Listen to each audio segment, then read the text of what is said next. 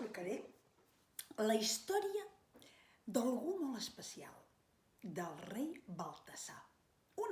Aquí, fa molt de temps, va tenir la sort de conèixer-lo i d'anar al país d'Orient.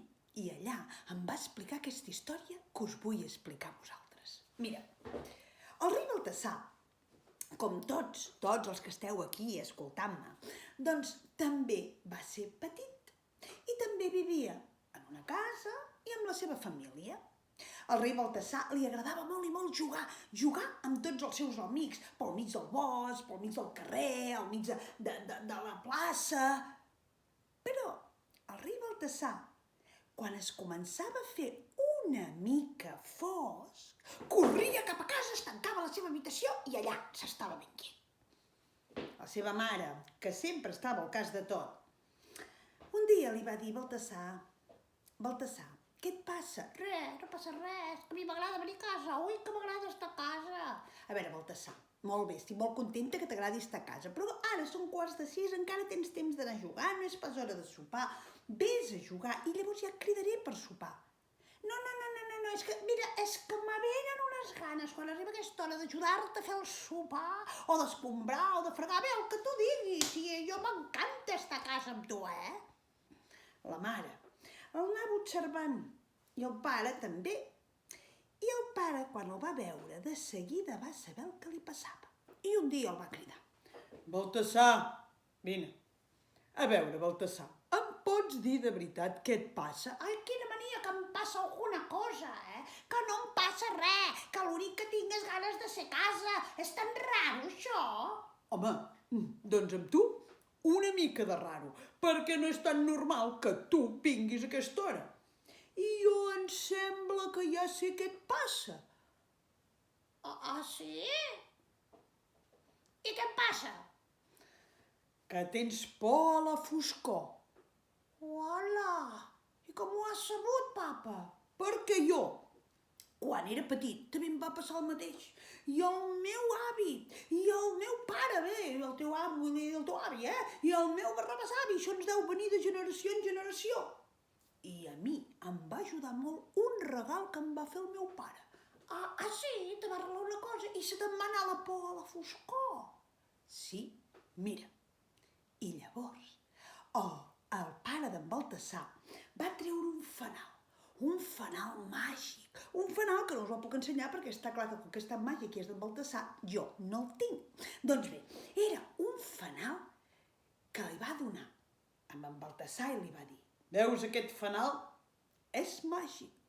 Aquest fanal t'ajudarà a perdre la por a la foscor. Mira, de dia ell tan sol s'apaga, però de dia s'encén amb una llum tan màgica que sembla que sigui de dia. I tu no te n'adonaràs i continuaràs jugant. En Baltasar va estar supercontent amb el regal del seu pare, aquell fanalet màgic. Els seus amics li preguntaven: on vas amb un fanalet? Res, mira, és que tinc ganes d'anar amb un fanalet, no puc anar amb un fanalet? Què, tu vas amb un braçalet de cordó, no? Doncs jo vaig amb un fanalet. I què? No, els seus amics es van acostumar a veure'l amb aquest fanalet. A més, era molt xulo perquè de nit s'encenia com si encara fos de dia amb una llum molt màgica i així podíem continuar jugant. Juga que jugaràs. Em va passar un dia, em va passar un altre, fins que un dia en Baltasar, uala, se'n va adonar, uala, que aquell fanalet era de nit i no s'encenia.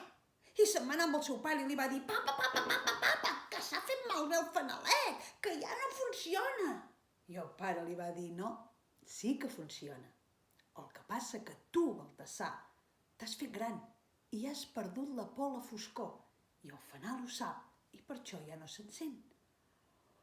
Quan en Baltasar va saber això, va agafar el seu fanal i el va endreçar en un lloc per guardar-lo per si mai algú el necessitava.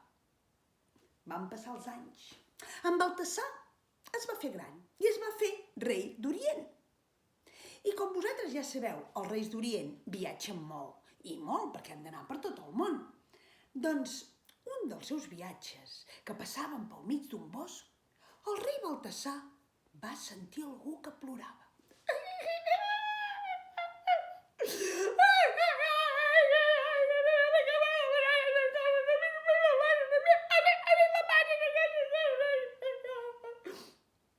Baltasar va anar escoltant i escoltant fins que darrere un arbre va veure un nen i li va preguntar: Ei, tu, per què plores?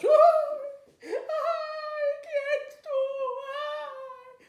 Sóc el rei Baltasar. T'he sentit plorar i t'he vingut a ajudar.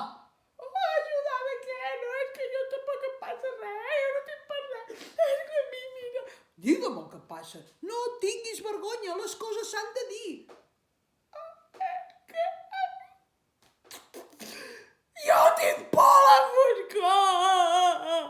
I els meus amics me diuen gallina, gallina, gallina, jo de gallina no en tinc res! I esclar, i jo no vull tenir por a la foscor, però me vull fer el valent, però tinc molta por, molta por, molta por. Llavors, en Baltasar va treure el seu fanal d'un dels sacs que portava el camell i li va donar amb el nen i li va dir: aquest fanal és màgic, de dia està apagat, però a la nit s'encén amb una llum màgica que farà que perdis la por a la foscor. I així va ser. Aquell nen va agafar el fanal molt content i quan anava per marxar diu: I me'l regales? Sí, però a canvi d'una petita cosa. Quina? Que a la nit de Reis vingueu tots els teus amics i amigues a esperar-me amb un llum d'un fanalet. Així, jo i els meus companys, els 3 reis d'Orient, sabrem on sous i no perdrem el camí. I així va ser, com des d'aquell any, cada any, a la nit de Reis, anem tots els nens i nenes amb el nostre fanalet a esperar els Reis d'Orient, perquè els Reis d'Orient sàpiguen on han de venir i no perdin mai el seu camí. I sigui mentida o sigui veritat, aquest conte s'ha acabat. Bones festes, bons Reis! Adéu-siau!